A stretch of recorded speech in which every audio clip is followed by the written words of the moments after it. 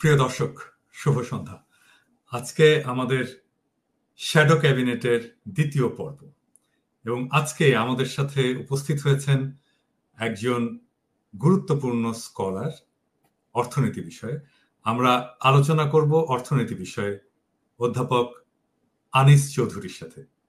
আমি তার আগে অধ্যাপক আনিস চৌধুরীকে আমাদের দর্শকদের সাথে পরিচয় করিয়ে দিই। আনিস চৌধুরীর পরিচয় যদি আমরা দিতে চাই তাহলে অনেক সময় লাগবে, কিন্তু খুব অল্পে যদি আমি বলতে চাই তাহলে বলতে হবে যে অধ্যাপক আনিস চৌধুরী একজন খুবই বিখ্যাত ম্যাক্রো ডেভেলপমেন্ট এবং পলিটিক্যাল ইকোনমিস্ট। বর্তমানে তিনি ওয়েস্টার্ন সিডনি ইউনিভার্সিটি অস্ট্রেলিয়ার এমিরেটাস প্রফেসর। তিনি সারা জীবন নানা কাজে যুক্ত ছিলেন, এর মধ্যে কনসালটেন্সি করেছেন জাতিসংঘে, ইউএনডিপিতে, আইএলওতে করেছেন, এফএওতে করেছেন। তিনি বই লিখেছেন, প্রচুর রিসার্চ আর্টিকেল আছে, এবং শুধু শুধু ইকোনমিক্সের বিষয় নিয়ে নয়, তিনি রাজনীতির বিষয়েও বই লিখেছেন। আমরা সেই প্রসঙ্গে পরে আসব। বাংলাদেশের রাজনীতির সাথেও যুক্ত ছিলেন। আজকে আমরা আনিস ভাইয়ের কাছ থেকে শুনব বাংলাদেশের অর্থনীতির যে অবস্থা, বিশ্ব অর্থনীতির যে অবস্থা, এবং বাংলাদেশের অর্থনীতির যে ভঙ্গুর অবস্থা বলে প্রফেসর ইউনূস কয়েকদিন আগে উনার জাতির উদ্দেশ্যে ভাষণে উল্লেখ করেছেন, সেই ভঙ্গুর অবস্থাটা আসলে কতটুকু ভঙ্গুর এবং সেখান থেকে উত্তরণের পথগুলো কি কি, সেটা আমরা আজকে আলোচনা করব। আনিস ভাই, আপনাকে স্বাগতম। ধন্যবাদ পিনাকিদা, আমাকে আমন্ত্রণ জানানোর জন্য। জাতিসংঘে আমি কনসালটেন্সি করেছি এবং জাতিসংঘে আমি রেগুলার পদে কাজও করেছি। আমি সুযোগ হয়েছে আমার, আমি যে আমাদের ব্যাংককে যে এসক্যাপ অফিসটা আছে, regional headquarter, economic and social commission for Asian Pacific, ওখানে আমি ইকোনমিক ডিভিশনের প্রধান ছিলাম, স্ট্যাটিস্টিক্স বিভাগের প্রধান ছিলাম। এটা আমার জন্য একটা রেয়ার অপরচুনিটি ছিল।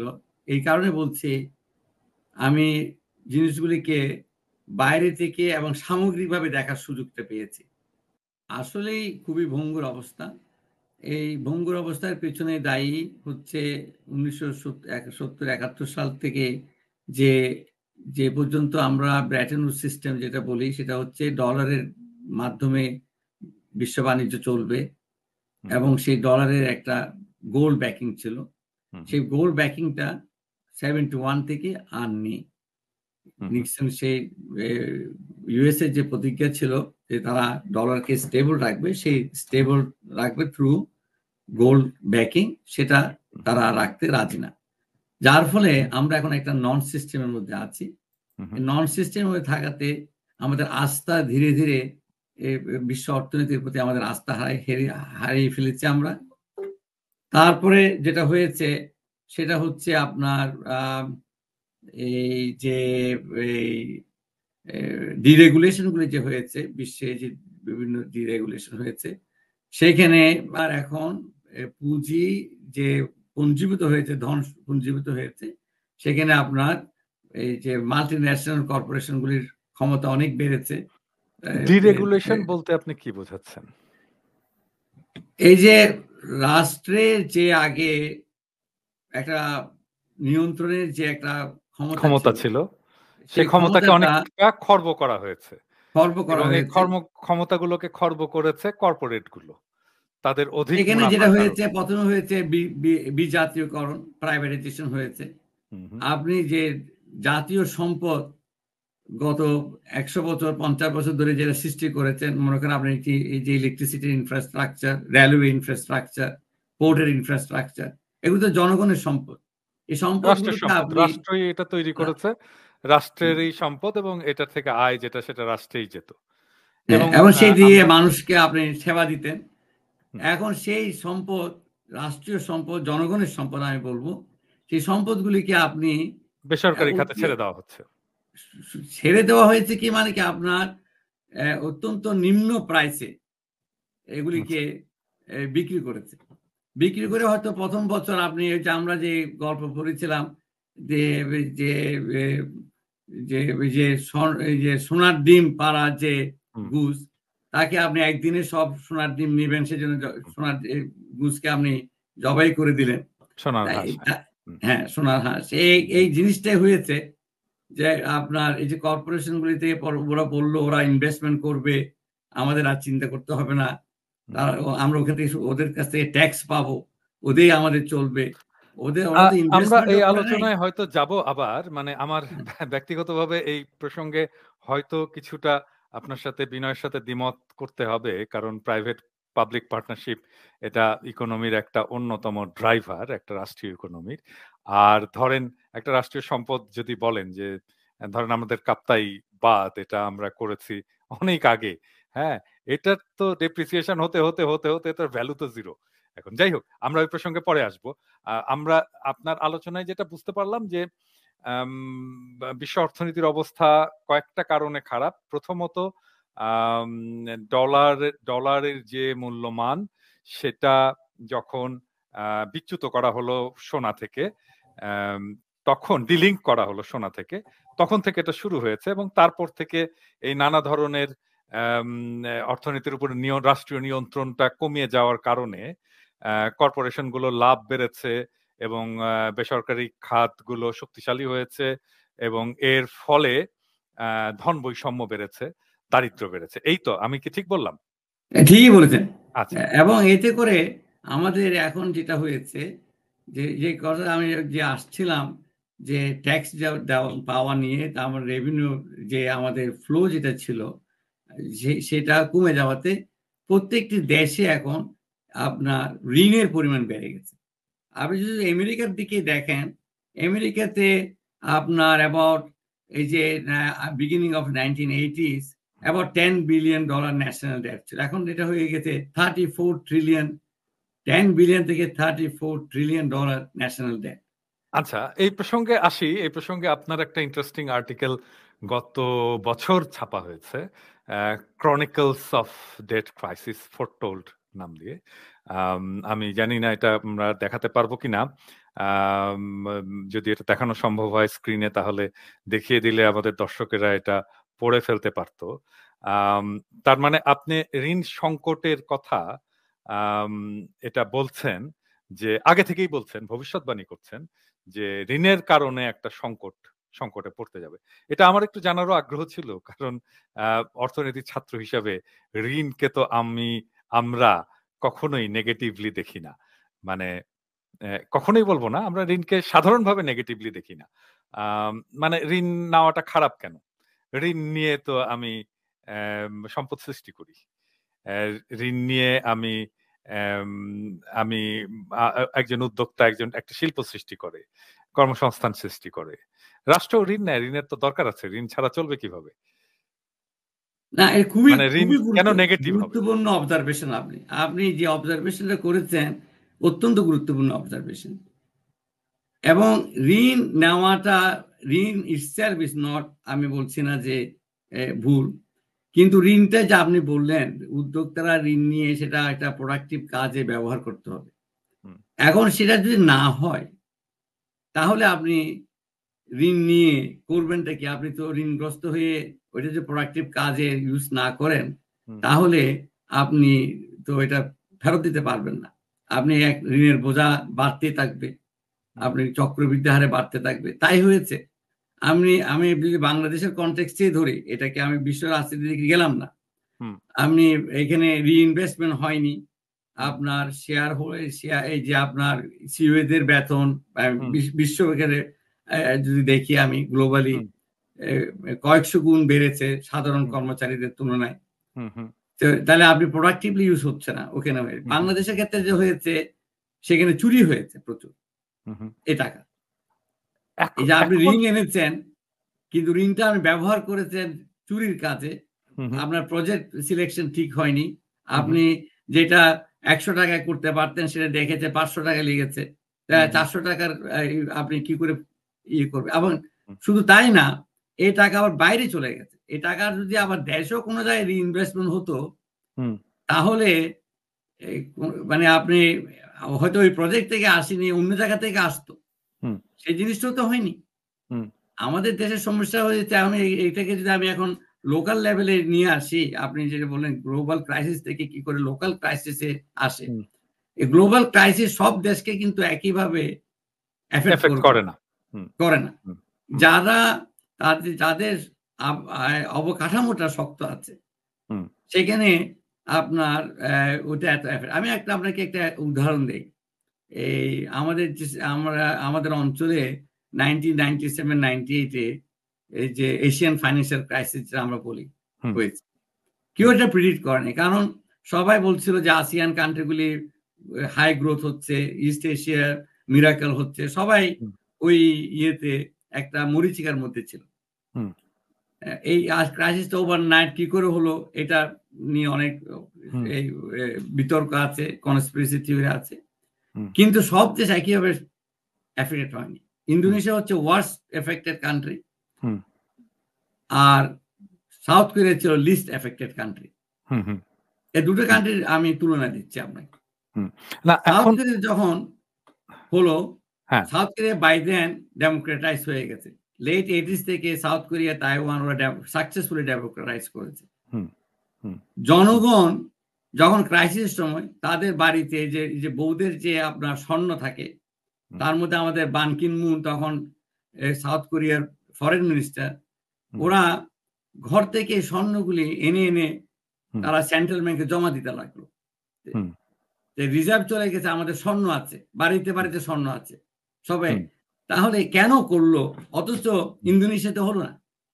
ইন্দোনেশিয়া ক্রাইসিসে ওয়াজ এফেক্টেড। ইন্দোনেশিয়া ছিল ডিক্টেটরশিপ, আর ওখানে ছিল গণতন্ত্র। এখানেই গণতন্ত্রের মূল্য। সেখানে মানুষ ফিল করলো যেটা আমার দেশ, আমার স্টেক আছে, এখানে আমার রাইটস আছে, আমার অধিকার আছে, আমার অধিকার পূর্ণ হয়। আর ওখানে আমার অধিকার, ওখানে কুক্ষিগত কিছু লোক ধন সম্পদ ইয়ে করেছে, চুরি করেছে, পাচার করেছে, ন্যাচারালি মানুষ সেখানে পার্টিসিপেট করেনি ওই সংকট উত্তরণে। সেখানে আমরা দেখলাম সরকারের পতন হয়েছে, দেশ ভেঙে গেছে। ইস্তিপুর আমরা এটা ভালো খারাপের দিকে যাচ্ছি না, আমি যেটা বলছি। এবং ইন্দোনেশিয়া বেঁচে গেল, বলকানাইজ হলো না। তখন এটাকে বলা হলো বলকানাইজ হবে কিনা, যেটা আমরা ইউগোস্লাভিয়াতে দেখেছি, সেটা হলো না। এটা একটাই কারণ, তারা কুইকলি ডেমোক্রেটাইজ করতে পেরেছিল। দ্যাট ওয়াজ, এবং এখন তারা গণতন্ত্রকে সংহত করতে পেরেছিল। এই কারণটা খুবই ইম্পর্টেন্ট বুঝার। একটা দেশ, আমাদের দেশে কেন সিচুয়েশন আরো ভঙ্গুর, সেটা হচ্ছে আমরা ইনস্টিটিউশনগুলি ধ্বংস করেছি, আমরা গণতান্ত্রিক অধিকার। আমি ওই প্রসঙ্গে আসবো। আমি জাস্ট ঋণের ব্যাপারটা আর একটু ক্লিয়ার করি। মানে আমি তো প্রচুর ধরনের মেসেজ পাই। তো আমি এরকম এক ভদ্রলোকের কাছ থেকে মেসেজ পাই এরকম, যে বাংলাদেশের এত ঋণ হয়ে গেছে, এত ঋণ হয়ে গেছে, কিভাবে আমরা শোধ করবো? আপনার মাথায় কেন শোধ করার চিন্তা আসলো? হ্যাঁ, মানে চায়নার ঋণ নাই, চায়নার নিজের ঋণ আছে, আমেরিকার ঋণ আছে। হ্যাঁ, এখন তো ঋণ নেওয়ার প্রবলেমটা হচ্ছে যে আপনি যেটা বললেন সেটা হচ্ছে যে আমরা ঋণটা নিচ্ছি, ঋণটা নিয়ে কিরকম কাজে লাগাচ্ছি, এবং ঋণটা আসলে কোথায় থেকে নিচ্ছি। ধরেন আমি যদি ওয়ার্ল্ড ব্যাংক থেকে ঋণ নিই, হ্যাঁ, it's a form of reinvestment, যেটা ওয়েস্ট নিয়ে গেছে আমাদের সারপ্লাস, সেটা আবার দিচ্ছে আমাদেরকে খুবই স্বল্প সুদে। প্রবলেম হয়ে যায় যে, যেটা আপনিও বলেন, যে প্রবলেম হয়ে যায় আমরা যখন ক্যাপিটাল মার্কেট থেকে ঋণ নেই, অনেক হাই ইন্টারেস্ট এবং আনফেভারেবল কন্ডিশনে যখন ক্যাপিটাল মার্কেট থেকে লোন নেই, তখন প্রবলেম হয়। তাই তো? এটা তো আপনারও কথা, তাই না আনিস ভাই? সেটা একটা দিক আছে। তবে ওয়ার্ল্ড ব্যাংক, আইএমএফ এর ঋণ যে সবসময় আপনার জন্য সুবিধাজনক তা না, কিন্তু তারা আপনাকে আমার জন্য সুবিধাজনক না। এটা সুবিধাজনক, তারা আপনার অর্থনীতিতে তারা যে সমস্ত কন্ডিশনের ঋণ দেয়, এই কন্ডিশনগুলি নন নেসেসারিলি আপনার জন্য সুবিধা হবে। যেটা আমরা দেখেছি যে এটা এই যে 1980s যে ডেট ক্রাইসিস গুলো হয়েছিল ইয়েতে ল্যাটিন আমেরিকা, এবং তারপরে তারা যে এই যে মুক্ত বাজারের যে কনসেপ্ট নিয়ে আসলো, ডিরেগুলেশন, প্রাইভেটাইজেশন, এগুলো করলো, বললো যে এতে করে আপনার ডেভেলপমেন্ট হবে, উন্নয়ন হবে। আমরা এটা ওয়ার্ল্ড ব্যাংকেরই এই যে রিসার্চে এসেছে, আপনার এই যে এটাকে বলা হয় 2 decades of lost development, এটা আফ্রিকাতে হয়েছে, আপনার ল্যাটিন আমেরিকাতে হয়েছে। যারাই ওই ওয়ার্ল্ড ব্যাংক IMF এর লোন নিয়ে ওই প্রোগ্রামগুলিকে ইমপ্লিমেন্ট করেছে, সেখানে তারা দেখা গেল যে 2 দশক ধরে ওদের ইকোনমি গ্রোথ তো হয়নি, নিচের দিকে চলে গেছে, ডিইন্ডাস্ট্রিয়ালাইজ হয়ে গেছে কান্ট্রিগুলি, ডিইন্ডাস্ট্রিয়ালাইজ। তারা সম্পূর্ণ বিশ্ব অর্থনীতির উপর নির্ভরশীল হয়ে পড়েছে। তাদের এখন নিজস্ব কোনো সাস্টেনেবল কোনো সামান্যতম ক্রাইসিসকে তারা ঠেকা দিতে পারে না।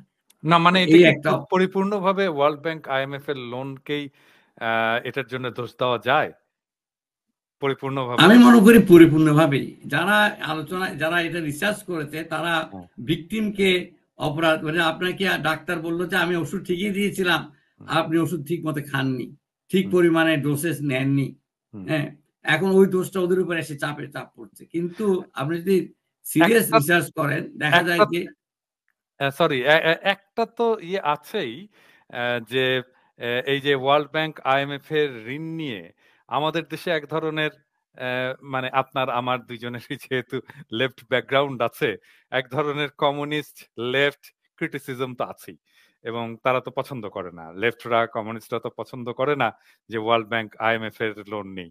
তো এখন যদি আপনাকে আমি বলি যে আপনার কি এই লেফট ব্যাকগ্রাউন্ড থেকে এই ইয়েটা আসছে যে আপনি প্রাইভেটাইজেশনের বিরুদ্ধে বললেন, আপনি এখন আবার ওয়ার্ল্ড ব্যাংক IMF এর লোনের বিরুদ্ধে বলছেন, এটা কি কোনোভাবে বাই এনি চান্স, এটা কি কোনোভাবে না, আপনার না, সত্যিকার অর্থে না।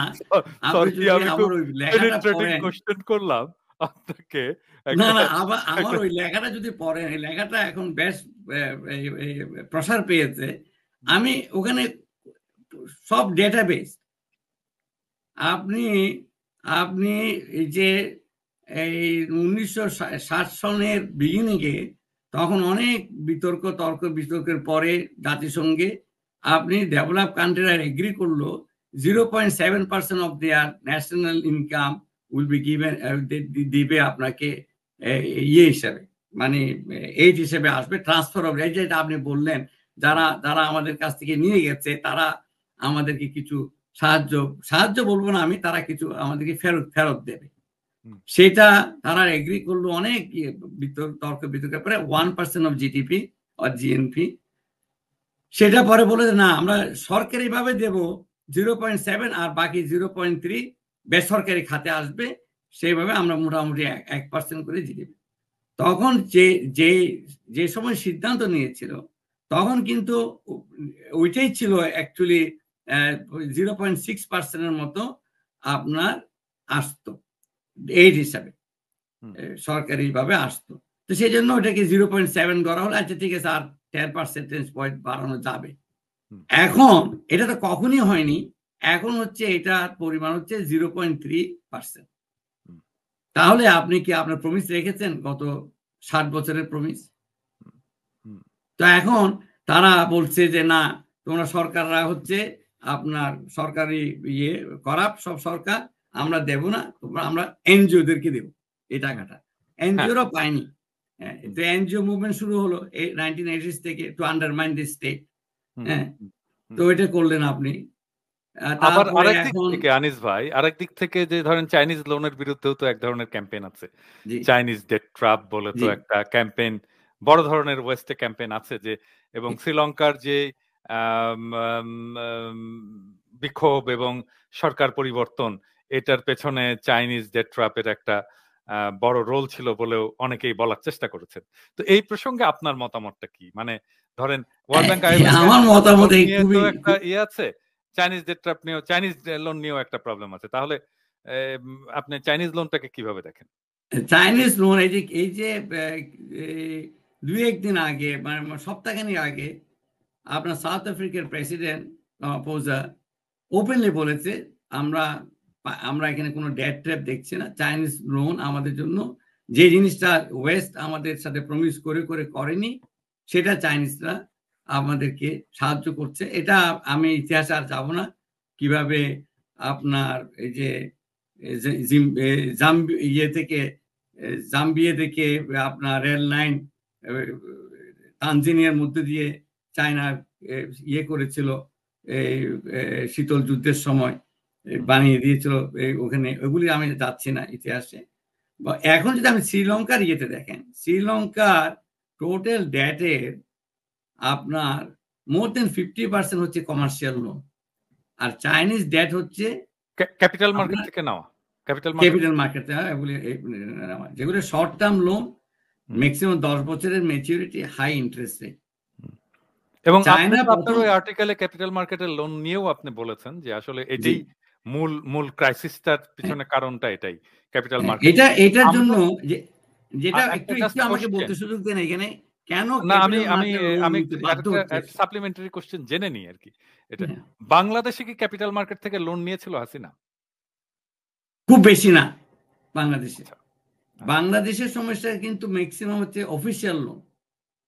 আচ্ছা, আমরা ওই প্রসঙ্গে পরে আসবো, আপনার এটা শেষ করেন। বাংলাদেশে এটা যেটা বলছিলাম যে এটা কারণ হচ্ছে একদিক থেকে আপনি আমাদের ডেভেলপমেন্ট নিড বাড়ছে, একই সাথে আপনার এইডের পরিমাণ কমে গেছে। তখন ওয়ার্ল্ড ব্যাংক থেকে আসলো যে না, আমরা ওই যে আপনার যেটাকে একটা তো পিপিপির কথা আপনি বললেন, ওটা একটা কনসেপ্ট, আর ওদের একটা কনসেপ্ট ডিফারেন্ট। আর যেটা বললেন ব্লেন্ডেড ফাইন্যান্স, আমরা এটা দিয়ে এই $বিলিয়ন এইডকে আমরা $1 ট্রিলিয়ন করব থ্রু ব্লেন্ডেড ফাইন্যান্স। মানে আমি এটাকে দিয়ে গ্যারান্টিড করব আপনার রিটার্ন, তাহলে প্রাইভেট সেক্টর থেকে প্রচুর লোন আসবে। ইকোনমিক্স, যেটা আপনি লেফট ওরিয়েন্টেড কোনো ম্যাগাজিন না, ইকোনমিক্স এটা সমালোচনা এসেছে। আমি আমার আর্টিকেলে আমি ডিটেলে যাচ্ছে না, রেফারেন্স গুলো আছে যারা পড়তে চান, সেখানে দেখা যাচ্ছে এই প্রমিসটা সম্পূর্ণ ইয়ে হয়েছে, মানে ফলপ্রসূ হয়নি। আপনার এই $বিলিয়ন $ট্রিলিয়ন হয়নি। ডেভেলপিং কান্ট্রিগুলির আপনার ইনভেস্টমেন্ট নিড পরিপূর্ণ ইয়ে হয়নি। তখন তারা বললে যে তোমরা তো ক্যাপিটাল মার্কেটে পাও। যেভাবে আফ্রিকা হচ্ছে আপনার more than 60% of the arable land agriculture আফ্রিকাতে। আফ্রিকা কখনো ফুড শর্টেজ কান্ট্রি ছিল না। আপনি আফ্রিকা গিয়ে বললেন আর তোমাদের এগ্রিকালচার তো ইনভেস্ট করার কোনো দরকার নেই, তোমরা ওয়ার্ল্ড মার্কেটে আরো চিপার পাবা, এই করে ওদের এগ্রিকালচার শেষ করে দিলেন আপনি। তারপরে এটা আপনি ক্লিনটনের নিজস্ব উক্তি আছে, নিজস্ব স্বীকার উক্তি আছে যে কিভাবে হাইতিকে তারা ফুড ডিফিসিয়েন্ট করেছে, এবং এটাতে লাভবান হয়েছে কে? আরকানসা তার বন্ধুরা, ফার্মার বন্ধুরা। হ্যাঁ, এই ক্লিনটন বলে যে অ্যাটলিস্ট সে স্বীকার করেছে, I go to bed every night with that guilt in my mind. হ্যাঁ, এটা হচ্ছে গিয়ে আপনার বিশ্ব অর্থনীতি। আমরা একটু আবার দেশের দিকে ফিরে আসি আনিস ভাই। এখন চাইনিজ লোনের যে কথাটা বললেন, বাংলাদেশে শ্রীলঙ্কা অ্যাবাউট আমার মানে আমার অফ মাই হেড আমার এখন মনে হয় ম্যাক্সিমাম মনে হয় 17% মনে হয় চাইনিজ লোন এখানে টোটাল ইয়ের মধ্যে। বাংলাদেশে চাইনিজ লোনের ইয়েটাও খুব বেশি না। আপনার বাংলাদেশে এই যে অফিসিয়াল লোন, জাপানের থেকে লোন, ইউ থেকে লোন, তারপরে আপনার এই যে IMF, ওয়ার্ল্ড ব্যাংক, IMF নতুন এসেছে ADB-র লোন, এগুলো আমরা অফিসিয়াল লোন বলি। এখানে অ্যাকচুয়ালি বাংলাদেশে আপনি টোটাল লোনের ধরেন $100 বিলিয়ন ইজ নট মাচ, খুব বেশি না, খুব বেশি না। প্রবলেমটা হচ্ছে আপনার মিসইউজ হয়েছে, চুরি হয়েছে, এটাই। মানে এই $100 বিলিয়ন যদি বেশিরভাগটাই চুরি হয়ে যায়, তাহলে আমি এটা রিটার্ন দেবো কোত্থেকে? আর এটা আমি রিটার্ন দেবই বা কেন? হ্যাঁ, মানে হাসিনা চুরি করে নিয়ে যাবে, এটা কেন আমি কেন এটা সত্যি? যেটাকে আমরা বলেছি ওডিএস ডেট, এই কনসেপ্ট অফ ওডিএস ডেট কিন্তু আমেরিকাই চালু করেছিল। আপনার এই যে কিউবাতে যখন তারা স্প্যানিশ দিকে তাড়া করলো, করে কিউবাকে তারা স্বাধীনতা মানে সকল স্বাধীনতা। এই প্রসঙ্গে আসবো আনিস ভাই, আমাদের আরো অনেক জরুরি প্রশ্ন আছে, আমরা ওইটা সেরে আসি। আমার পরের প্রশ্নটা হচ্ছে যে প্রফেসর ইউনূস তো তার বক্তব্যে বলেছেন যে উনি সার্ককে রিভাইভ করবেন, এবং সার্ক তো চালু করেছিলেন জিয়াউর রহমান, এবং খুবই প্রমিস নিয়ে চালু হয়েছিল। টু টেল ইউ ফ্র্যাঙ্কলি, আমি কিন্তু সার্কের একটা বডির মেম্বার ছিলাম আর কি। মানে আমি তো ডাক্তারদের একটা অর্গানাইজেশন ছিল ক্যান্সার স্পেশালিস্টদের, তো ওই ক্যান্সার স্পেশালিস্টদের সার্ক সেক্রেটারিয়েট থেকে আমরা একটা সার্ক ফেডারেশন অফ অনকোলজিস্ট করেছিলাম। তো ওই সময় সার্কের সাথে একটা কাজ করার সুযোগ হয়েছিল আর কি।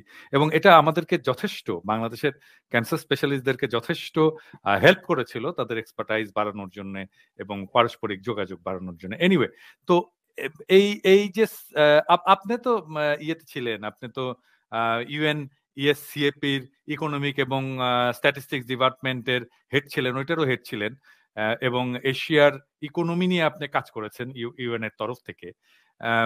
সার্ক কেন এটা একটা ইকোনমিক কোঅপারেশনের চেহারা নিল না? নাম্বার ওয়ান, যেমন ধরেন আসিয়ানের মতো এটা নিতে পারতো। এবং আরেকটা কথা আমরা শুনছি যে Asia, south Asia common currency, এই দুটো বিষয় নিয়ে একটু আমাদের দর্শকদেরকে কিছু বলবেন। এটা খুব ইন্টারেস্টিং কোয়েশ্চেন করেছে। আই এম রিয়েলি গ্রেটফুল যে আপনি এই প্রশ্নটা করেছেন। সার্কের যে পলিটিক্যাল ইকোনমিটা সেটা আপনারা সবাই জানেন, কিন্তু কমন কারেন্সির ইতিহাসটা অনেকে জানে না। আমাদের পলিটিক্যাল ইকোনমির ব্যাপারটা সবাই জানে হয়তো, কিন্তু তারপরে আপনি যদি একটু অল্প করে বলেন। সেটা হচ্ছে আপনি যেখানে সেখানে ভারতের যে আধিপত্যমূলক যে ব্যবহার এবং তার হেজিমনিক যে অ্যাটিটিউড, এবং সেই কারণেই মোটামুটি আপনার সার্ক সফল হতে পারেন, এটা এক বাক্যে বলা যায়। বিভিন্নভাবে তারা সার্ককে আন্ডারমাইন করেছে, এবং আমি ডিটেলে যাচ্ছি না। তাদের মেইন ইয়ে হচ্ছে পাকিস্তান যাবে এখান থেকে কোনো বেনিফিট না পায়। এখন পাকিস্তান একটা সাউথ এশিয়ার মধ্যে গুরুত্বপূর্ণ একটা দেশ, এবং ইকোনমি দিক থেকে যদি আমি তুলনা করি, কোনো অংশে ভারতের ইকোনমি থেকে দুর্বল ইকোনমি ছিল না ওই সময় যখন এই জিনিসটা সৃষ্টি করা হয়। এবং পরবর্তীতে অবশ্যই পাকিস্তানের অবস্থা খারাপ, lack of democracy is the main problem, যেটা আমি কিছুক্ষণ আগে বলেছি। তো এইখানে যেটা হয়েছে, আমি এখানে তারা পাল্টা একটা প্যারালেল একটা চিন্তাধারা তারা শুরু করলো আর্লি 2000 থেকে 2002 দিকে। তখন ভারতের যে ফরেন মিনিস্ট্রির আন্ডারে একটা রিসার্চ অর্গানাইজেশন আছে, বলা হয় যেটা RISS। এই RISS এর রিসার্চ ইনস্টিটিউটের থেকে তারা কিছু গবেষণাপত্র বের করলো, সেখানে হচ্ছে তারা সাউথ এশিয়াতে কমন কারেন্সি করা যায় কিনা। এবং তারা ইউরোপিয়ান কমন কারেন্সি তখন হয়ে গেছে, তখন একটা ইউফোরিয়া শুরু হয়েছে। সেই ইউফোরিয়াকে উপর ভর করে এটা তারা চিন্তা করবে, এটা ফ্লোট করলো। ফ্লোট করে তারা, ভেরি ইন্টারেস্টিং, এটা ভেরি লং স্টোরি। তো তারা কিছুদিন এটা সার্কের মাধ্যমে এটাকে তারা প্রমোট করার চেষ্টা করলো। সেটা তারা সার্কের একটা সম্মেলনে শ্রীলঙ্কা থেকে এন্ডোর্স করালো, নেপাল থেকে এন্ডোর্স করালো। এখন কমন কারেন্সি যদি হয়, এবং এই যে গত বছর বাংলাদেশে এটা ওরা একটা সাউথ এশিয়ান ইকোনমিক অ্যাসোসিয়েশন করেছে, এটা করে বাংলাদেশে তারা গত বছরে নভেম্বর মাসে বাংলাদেশে কনফারেন্সে, সেখানেও কিন্তু একটা এজেন্ডা আইটেম ছিল south Asia common currency. Fortunately বাংলাদেশের ইকোনমিস্টরা এখনো এটাতে অনবোর্ড না, তবে তারা রিয়েল কারণটা বুঝতে পারেনি। আমি উইথ অল রেসপেক্ট, তারা এমনি বলছে যে এটা টেকনিক্যালি এখনো ফিজিবল না, বাট এটা even if is technically feasible, politically it is a killer for Bangladesh, এবং ইকোনমিক্যালিও কিলার হবে। যেটা আমরা দেখছি, এই যে ইউরোপিয়ান কমন কারেন্সিতে ছোট ছোট দেশ, গ্রিস দেখেন, গ্রিসের কোনো সেই নেই। জার্মানি যেভাবে ডিকটেট করে গ্রিসকে সেভাবে চলতে হয়। আমরা সেটা 2008-2009 সালের ক্রাইসিসের সময় দেখেছি, এবং অনেকে বলেছিল যারা একটু প্রগতিশীল রাজনীতিবিদ গ্রিসে আছে, হ্যাঁ, ইয়ানিস আমার বন্ধু মানুষ, ওদের ফাইন্যান্স মিনিস্টার হয়েছিল, সে তো এটার বিরুদ্ধে বলেইছিল। তো তারা বেরিয়ে আসতে চায়। যাই হোক, তো কমন কারেন্সির পিছনে ওরা RISS যে ডাইরেক্টর ছিলেন সেই সময়, আমার সাথে খুবই তার পরিচয় আছে, ডক্টর, আমি নামই বলে ফেলি, ডক্টর নাগেশ কুমার। তারা নাগেশ কুমারকে এসক্যাপের ইকোনমিক ডিভিশনের হেড করলো। ওখান থেকে তখন এসক্যাপের কাছে যে ইকোনমিক কোঅপারেশন, সে তখন ওইখান থেকে একটা কনসেপ্ট বের করলো, ইকোনমিক কোঅপারেশন এন্ড ইন্টিগ্রেশন। এবং সে খুবই সে অ্যাকচুয়ালি কম্পিটেন্ট ইকোনমিস্ট, এবার কোনো সন্দেহ নেই, এবং খুবই ভদ্রলোক, মানুষকে কনভিন্স করতে পারেন, কথাবার্তা খুব সুন্দর তার। সে ওটাকে ইকোনমিক ইন্টিগ্রেশন দিয়ে সে, এবং এই যে south Asian economic association network, এটা তারই সৃষ্টি। এসক্যাপের এখন সে স্কাইপে ইয়ে তার উপাধিতে চলে আসাতে সে হয়ে গেল তার আপনার সে স্কাইপের আশীর্বাদকে সাথে নিয়ে সে ওই কাজে লেগে গেল, ইকোনমিক ইন্টিগ্রেশন করতে হবে এই সাউথ এশিয়াতে। তো এইটা চললো কিছুদিন। এর মধ্যে তারা করলো কি, স্কাইপের একটা রিজিওনাল অফিস খুললো দিল্লিতে। তখন তাকে আবার দিল্লি অফিসের হেড করে পাঠিয়ে দেওয়া হলো, ওখান থেকে সে তখন কাজ করবে। ঘটনাগুলি দেখবে। এখন ঘটনা চক্রে তারা হয়তো বুঝতে পারে না আমার ব্যাকগ্রাউন্ড, আমি তার স্থলাভিষিক্ত হয়ে গেলাম স্কাইপে। তখন আমি এগুলি সব আবিষ্কার করলাম যে ঘটনা তো এই। তখন আমি ওখানে যতটুকু সম্ভব স্যান্ড দেওয়া শুরু করলাম যে এটা তো স্লো করা দরকার। অনেক দূর এগিয়ে গিয়েছিল এই যে কাজটা। এবং সেখানে তখন সে যখন চলে যায়, ব্যাপারটা দেখুন, সে সাধারণত যে স্কাইপের ইকোনমিক ডিভিশনের যে চিফ আমি ছিলাম, সেটা অটোমেটিক্যালি আপনি de facto chief economist of the region. সে করলো কি, একটা নতুন পদ সৃষ্টি করলো, সে হয়ে গেল চিফ ইকোনমিস্ট অফ স্ক্যাপ ওখান থেকে বসে। তখন স্ক্যাপের মধ্যে একটা বিদ্রোহ হওয়ার মতো অবস্থা, যে এটা হেডকোয়ার্টার হচ্ছে আপনার ব্যাংককে, চিফ ইকোনমিস্ট থাকবে ব্যাংককে, চিফ ইকোনমিস্ট থাকবে দিল্লিতে, চলে গেল কেন? অন্যান্য ডাইরেক্টররা প্রতিবাদ করলো সেটা, এবং তারা আমাকে বললো যে তুমি এই পদটা ছাড়বে না, এটা এটা এটা তা ওদের সাহায্যে এটা নিয়ে আমাদের মধ্যে দ্বন্দ্ব হলো। যাই হোক, এটা আমি পার্সোনাল লেভেলে এগুলি যাচ্ছি না। তো এই ব্যাপারটা হচ্ছে, কমন কারেন্সি হলে আমাদের অসুবিধাটা কি? মনে আছে পাকিস্তান আমলে আমরা 6 দফার মধ্যে একটা দাবি ছিল separate currency for east Pakistan. Currency is the source of সভারেন্টির একটা পার্ট।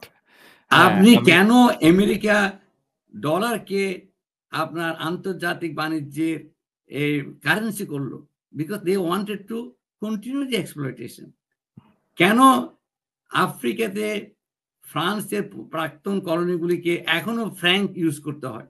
বিকজ তারা ওই তাদের এক্সপ্লয়টেশনটা, আপনার পলিটিক্যাল ইন্ডিপেন্ডেন্স হচ্ছে একটা শুধু মানে একটা কাভারি। আপনার এক্সপ্লয়টেশন আগের মতো, আমার আগের থেকে আরো গভীর, আরো বেশি আকারে হচ্ছে। এখন আপনি বলতে আপনি লেফটি আর কথা বলছেন, আমি লেফটি কথা বলছি, এটা রিয়েলিটি, বুঝছেন আপনি কি? আমি সরি টু সে দ্যাট, আমি এসব বললে আমাকে ইউএনএ কমিউনিস্ট হিসেবে জানতো সবাই, তুই কমিউনিস্ট নাকি? আমি কাপড় চোপড় ওইভাবে পড়তাম, টাইটুকু পড়তাম না। তো আমাকে একদিন আমার বস ডেকে বলে, তোর কি পোর্ট নাই নাকি, স্যুট টুট? আমি তো আছে ভাই, তোমার লাগবে? তবে তুমি যে এভাবে চলাফেরা করো আমাদের জন্য তো অসুবিধা। আমি তো অসুবিধা কিছু করার নেই, আমাকে বাড়িতে পাঠিয়ে দিতে পারো, আমি এভাবেই চলবো। এই হচ্ছে আমাদের অবস্থা, বুঝতে পেরেছি? তো আমি আবার সে একই কথায় আসছি যে south Asian currency is an extremely, এই ষড়যন্ত্র কিন্তু চলছেই, এটা চলছে। আমি বললাম গত নভেম্বর মাসেও বাংলাদেশের ইকোনমিস্টরা উইথ অল রেসপেক্ট তারা বলছে এটা এখনো টেকনিক্যালি ফিজিবল না। হ্যাঁ, সব কথা বল, টেকনিক্যাল ফিজিবিলিটি আপনি এনশিওর করলেন, আর ইজি, কিন্তু তারপরেও কি আমরা যাব? আমরা যাব এক্স্যাক্টলি, প্রশ্নটা এখানেই। তারপরেও কি আমরা টেকনিক্যালি এটা ফিজিবল? আমি আপনাকে একটা এখানে এটা একটু এক্সপ্লোসিভ একটা কথা বলবো, কিন্তু চিন্তা করছি আমি এটা না, আমি আমার সাথে প্রাইভেটলি বলবো সেটা। আচ্ছা, ঠিক আছে, আমরা তাহলে পরের প্রশ্নে যাই। মানে ধরেন হাসিনা তো মানে বলতো খালি উন্নয়ন উন্নয়ন উন্নয়নের বয়ান ঝেড়ে, তারপরে বলল যে এলডিসি থেকে আমরা গ্র্যাজুয়েটেড হব। হ্যাঁ, তো বাংলাদেশের ইকোনমি আসলে কেমন? প্রফেসর ইউনূস তার বক্তৃতায় বলেছেন যে এটা ভঙ্গুর, অর্থনীতির ভঙ্গুর। কিন্তু আমি নিজেও বলেছি যে আসলে রিজার্ভ এখন কেমন আছে সেটা আমরা জানি না, কত আছে আসলে। তো বাংলাদেশের ইকোনমি কেমন আপনি বাইরে থেকে দেখে কেমন বুঝছেন? আপনি ইন্টারনালি কোথাও আলাপ করেছেন কিনা, বা ভিতর থেকে দেখার কোনো সুযোগ হয়েছে কিনা, সেখানে আপনার একটা অ্যানালাইসিস জানতে চাই যে বাংলাদেশের ইকোনমি এখন ঠিক কেমন অবস্থায় দাঁড়িয়েছে।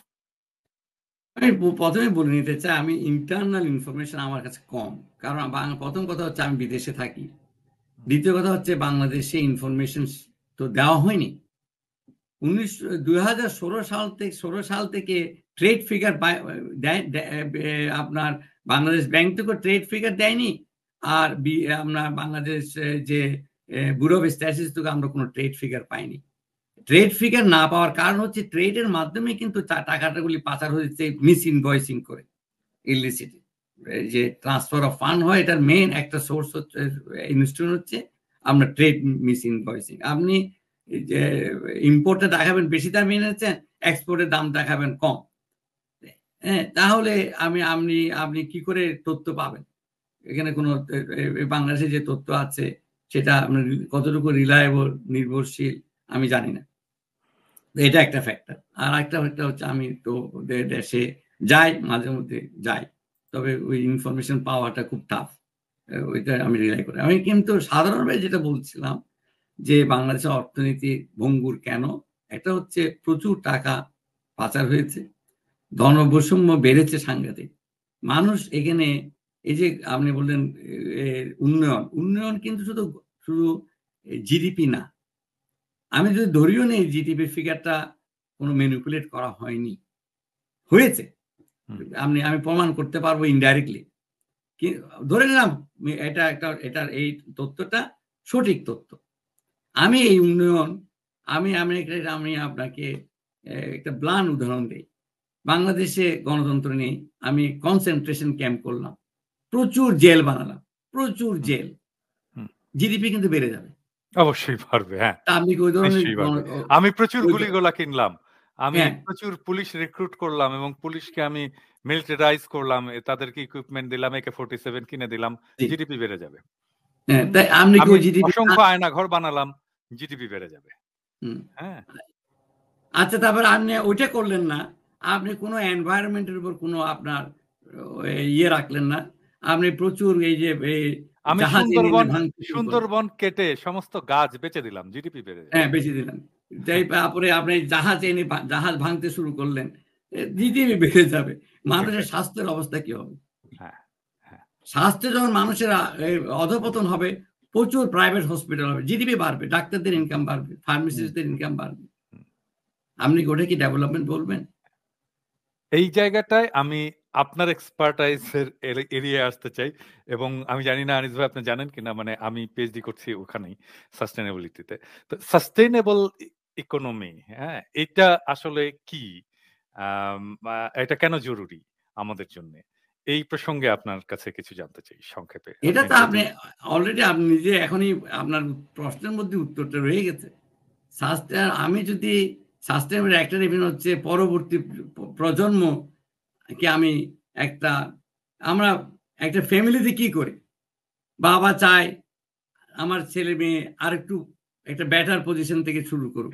আমাদের প্রত্যেকেরই আমাদের ব্যাকগ্রাউন্ড ইজ ভেরি পুয়ার, বাবা মা এতটুকু দিয়ে গেছে, আমি চাই আমার ছেলে মেয়ে আরেকটু উপরে যাক, আরেকটু। এটা হচ্ছে সাস্টেনেবিলিটির একটা মানে সহজ অর্থ। এখন যদি আপনার ইকোনমি হচ্ছে এরকম ভঙ্গুর, আপনি আপনার পরবর্তী প্রজন্মের জন্য কি রেখে যাচ্ছেন? একটা মানে আনসার্টেন, একটা অনিশ্চিত ভবিষ্যৎ রেখে যাচ্ছেন না। সাস্টেনেবিলিটির দরকার, যে আপনি উন্নতিটা যেন এটা ঊর্ধ্বগতিতে যায়, এটা যেন উঠানামা না করে এবং আবার নিচের দিকেও না যায়। সেটার জন্য এখানে আমার এনভায়রনমেন্টকে এনশিওর করতে হবে, কারণ আমাকে পরিষ্কার বাতাস, আমাকে নিঃশ্বাস নিতে হবে, আমার স্বাস্থ্য ঠিক রাখতে হবে। এটার যে একটা এনভায়রনমেন্টাল ব্যালেন্স আছে, হ্যাঁ, সেটা আমার দরকার। আমি যখন তখন এই যে ফ্লাড হচ্ছে, এটা আমরা যে উপর থেকে পানি আসছে, নিচের দিকেও আমরা যেগুলি করেছি, নদী নালা ভরাট করে বাড়িঘর করে ফেলেছি, ওখানে আমরা অপরিশোধিত বর্জ্য আমরা দিচ্ছি, এগুলোতে করে ওষুধ বাড়ছে, নদীর নাব্যতা কমে গেছে, চর পড়ে গেছে, যার কারণে আমরা ফ্লাডে আমাদের ক্ষতি হচ্ছে। এগুলো আমার তো আপনি বুঝতেই পারছেন। আমি কি এটাকে এইভাবে বলতে পারি আনিস ভাই, যে আমরা যা কিছুই উৎপাদন করি না কেন, ধরা যাক আমি একটা কাপড় উৎপাদন করব, তো সেইটার কাঁচামালটা তো আমাকে নিতে হবে প্রকৃতি থেকে, আমাকে তুলা উৎপাদন করতে হবে, যেটা যেভাবেই হোক আমাকে রেশম উৎপাদন করতে হবে, আমি প্রকৃতি থেকে আমার কাঁচামালটা নেব। এটা উৎপাদন করার জন্য আমার শুধু কাঁচামাল তুলাই লাগবে না, এটার জন্য পানি লাগবে, এটার জন্য বিদ্যুৎ লাগবে, হ্যাঁ। তো এই সবকিছুই আমি নিচ্ছি প্রকৃতি থেকে, বিদ্যুৎও আমি প্রকৃতি থেকেই নেই আলটিমেটলি। তো এখন হচ্ছে কি যে প্রকৃতির যে রিসোর্স, প্রকৃতির যে সম্পদের যে ভান্ডার, সেই ভান্ডারটা লিমিটেড, এটা অসীম না। হ্যাঁ, তো এখন প্রশ্ন হচ্ছে আমি আমার ইকোনমিক ডেভেলপমেন্টের জন্য প্রকৃতির ভান্ডার থেকে আমি কতটুকু নেব। এটা যত কম নেওয়া যায়, কম নিয়ে কত ম্যাক্সিমাম বেনিফিট, আমি কত ম্যাক্সিমাম ইকোনমিক ডেভেলপমেন্ট করতে পারি। আমি কেন কম নেব? কারণটা হচ্ছে আমি যদি ওখান থেকে বেশি নিই, তাহলে আমার ছেলে মেয়ে, আমার নাতি নাতনি, আমার ভবিষ্যৎ প্রজন্ম ওখান থেকে কি নেবে? নেওয়ার জিনিস তো শেষ হয়ে যাবে। এইভাবে বললে কি না, এটা ঠিকই বলেছেন আপনি। এটা আবার ইয়ে এটা করে? প্রকৃতি থেকে লিমিটেড হলো, প্রকৃতি রিজেনারেটও করে। আচ্ছা, হ্যাঁ, রিজেনারেট করে, কিন্তু আমার নিতে হবে দুইভাবে। যতটুকু নেওয়া, আপনি এটা বলেন মিনিমাইজ করে নেওয়া, আবার টু এনশিওর আপনার রিজেনারেশন। আচ্ছা, আমি যদি আপনাকে একটা এক্সাম্পল দিই, যে স্লেভারির টাইমে স্লেভরাদেরকে, আমি যদি স্লেভের ওনার হই, আমাকে এনশিওর করতে হবে ওই স্লেভটা কালকে যেন এসে কাজ করতে পারে। আমি ওকে শোষণ এমন যদি করি সে মরেই গেল, তাহলে কালকে আমার মাঠে কি কাজ করবে? এক্স্যাক্টলি, তাই না? সেই জন্য স্লেভারির মধ্যেও একটা মানবতাবোধ থাকতে হবে। সেটা হচ্ছে কি, মানবতাবোধ বলবো না আমি, তার প্রয়োজনেই সে স্লেভকে অন্তত পর্যাপ্ত খাওয়াটা দিতে হবে, রিজেনারেট যেন সে করতে পারে, বাঁচিয়ে রাখবে। আর মাঝে মধ্যে দুই একটাকে মেরেও ফেলবে, যেন ভয়ে থাকে, অন্যরা যেন বিপ্লব করতে না পারে। গ্লেডিয়ারের যুদ্ধ দেখাবে, যাই হোক, এটা তো অন্যদিকে আমি let's not go into the lefty discussion. আচ্ছা, না আনিস ভাই, আরেকটা জিনিস প্রকৃতি এবং সেখানে সাস্টেইনেবলের মধ্যে আরেকটা জিনিস হচ্ছে সবচেয়ে নেগেদা, যেটা আমার জানতে হবে, সেটা হচ্ছে ইনইকুয়ালিটিটা, বৈষম্যটা কিন্তু সাস্টেইনেবিলিটিকে আঘাত করে। আমি আপনাকে কিছুক্ষণ আগে ওই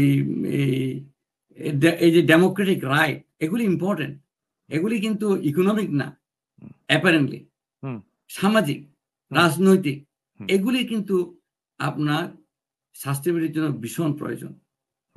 আমি সাউথ কোরিয়ার এক্সাম্পল দিলাম, আমাদের নিজেদের দেশে এই এক্সাম্পল আছে। আমি 60-র দশকে, পাকিস্তান ওয়াজ এ poster country for development.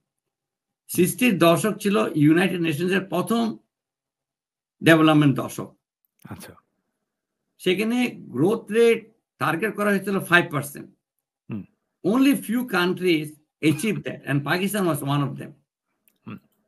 Pakistan was the role model for Korea, was role model for Philippines, role model for, কারণ পাকিস্তান তখন ইউএস এক্সপার্টরা চালাতো, হার্ভার্ড ইকোনমিস্টরা, পাপেনেক বলে একজন, গুস্তাভ পাপেনেক, তারপরে ট্রিমার, এরা নাম করা ইকোনমিস্ট পাকিস্তানে থাকতো। এই যে পাকিস্তান ডেভেলপমেন্ট ইনস্টিটিউট, যেটা এখন আমাদের বাংলাদেশ বিআইডিএস হয়েছে, এগুলো হচ্ছে ওদের সৃষ্টি।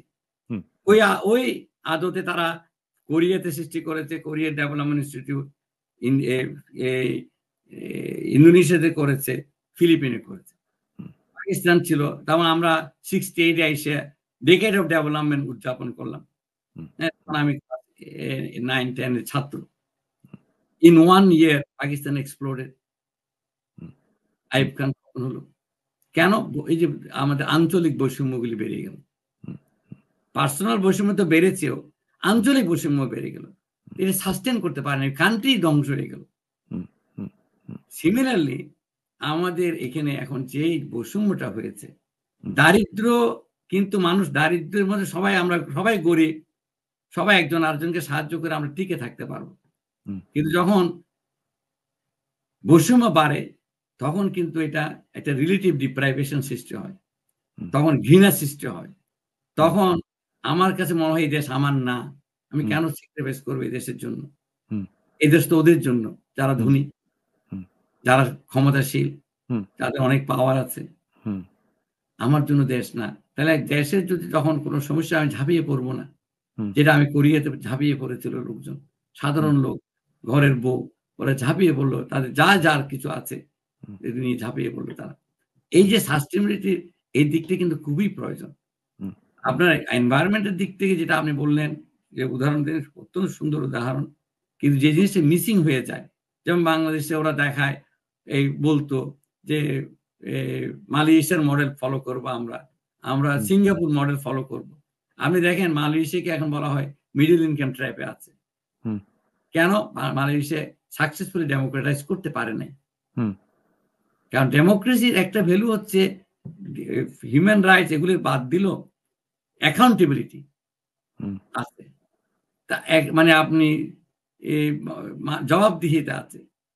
আর সবচেয়ে বড় কথা হচ্ছে আপনি মানুষকে চিন্তার শক্তি যদি আপনি স্বাধীনতা দেন, তাহলে মানুষ নতুন নতুন জিনিস আবিষ্কার করবে, নতুন ওয়েতে কাজ করার সুযোগ পাবে। আপনি একই জিনিস এখন আপনি ভয়ে কাজ করবেন না। যদি আমি কারো ইয়ে করি, বিরাগের কারণ হই, কেউ যদি আমার উপরে বিলা হয়ে যায়, আপনি কমপ্লিটলি ইউর ইনোভেটিভ যে আইডিয়াগুলি আছে, আপনি এগুলি সম্পূর্ণ ব্লান্ট হয়ে যাবে। সেটা আরেকটা কারণ। সেই জন্য এই সাস্টেনেবিলিটি একটা দিক হচ্ছে এনভায়রনমেন্ট, আরেকটা দিক হচ্ছে সামাজিক, আরেকটা দিক হচ্ছে অর্থনৈতিক। এই তিনটা দিক আমাদের দেখতে হবে। এবং আমি চতুর্থ দিক অ্যাড করি, সেটা হচ্ছে সামাজিকের সাথে রাজনৈতিক। রাজনীতি ছাড়া অর্থনীতি এবং সামাজিক এটা কাজ হবে না, যেটা আমরা পলিটিক্যাল ইকোনমি বলি। হ্যাঁ, আবারও কমিউনিস্ট রেটরিক। না, আমি আপনাকে বুঝিয়ে দিলাম, আমি এখানে সমাজতন্ত্র বলিনি, আমি গণতন্ত্রের কথা বলেছি। কিন্তু ঠিক আছে, আমি সেজন্য আমি সমাজতন্ত্র শব্দটা এড়িয়ে যাই, কারণ আমি বললে আমাকে কমিউনিস্ট ডাকে লোকজন। আমার জীবনটা খুব দ্বন্দ্বময়, কারণ আমি এই ধরনের কথা বলি, লোকে আমাকে মনে করে যে এই কমিউনিস্ট, আবার আমাকে দেখে সকালবেলা ফজরের নামাজ পড়তে মনে জামাতি মনে হয়। আবার আমি সবগুলি কালারের মধ্যে আছি আর কি। আচ্ছা আনিস ভাই, আমরা আলোচনাটা তাড়াতাড়ি শেষ করতে হবে। আরো প্রচুর আলোচনা আছে, আপনার কাছে জানার অনেক আছে। মানে বাংলাদেশের অর্থনীতির জন্য শর্ট টার্ম এবং ইন্টারমিডিয়েট টার্মে রিস্ক গুলো কি কি আপনার মতে? বাংলাদেশের প্রধান রিস্ক হচ্ছে শর্ট টার্ম, লং টার্মের। একটা তো বিশ্ব রাজনীতি, বিশ্ব অর্থনীতি, এটা একটা অলওয়েজ আপনার উপর একটা খরচ হয়ে আছে। ওখানে যদি কোনো ঝড় উঠে, এই ঝড় আপনার এখানে আসবে, এই ঝড় সামলানোর মতো আমার ক্ষমতা নাই, রাজনৈতিক ভাবে নাই, অর্থনৈতিক ভাবেও নাই। রাজনৈতিক ভাবে কেন নাই? আপনার দেশের মধ্যে ওই যে ইউনিফাইড একটা জাতীয় লক্ষ্য, যেখানে আমরা সবাই ইউনিফাইড, সেটা আনফর্চুনেটলি বিগত রাজনীতিক এই যে 15-16 বছর কিংবা আওয়ামী লীগের যে রাজনীতি ছিল, এটা জাতিকে ডিভাইড করে রাখা, ডিভাইড এন্ড রুলের মধ্যে দিয়ে জাতিকে আমরা it is a greatest failure of the country. 50 বছর হয়ে গেল আমাদের স্বাধীনতার, আমরা এখনো জাতিকে ইউনাইট করতে পারিনি। এটা this is the greatest failure of the political system or what ever. এটা আমাদের জন্য একটা বিরাট, এটাকে আপনি শর্ট টার্ম বলবেন নাকি লং টার্ম বলবেন সেটা আপনার ব্যাপার, কিন্তু এটা একটা। তারপরে আমাদের যেটা হয়েছে সেটা হচ্ছে আমাদের এই যে ডেমোগ্রাফি একটা ট্রানজিশন হয়েছে। আমাদের এখন ইউথ যে ওয়ার্কিং এজ পপুলেশন, এই 18 থেকে 35 বছর যদি আমি এটাকে, কিংবা 15 থেকে 35 পর্যন্ত আমি ওয়ার্কিং এজ, এইটা এখন আমাদের বৃদ্ধি পেয়েছে। তাহলে আমার কি কর্মসংস্থান সৃষ্টি করতে হবে। আমার ইকোনমি কিন্তু ওই হারে বাড়ছে না। আমি ডেভেলপমেন্ট বলছি, কিন্তু যে হারে ডেভেলপমেন্ট গ্রোথ হলে, ইকোনমি চালু থাকলে, আমার প্রোডাক্টিভ কর্ম, আমি ইনফর্মাল সেক্টরে রিক্সা ঠিক করলাম, তারপরে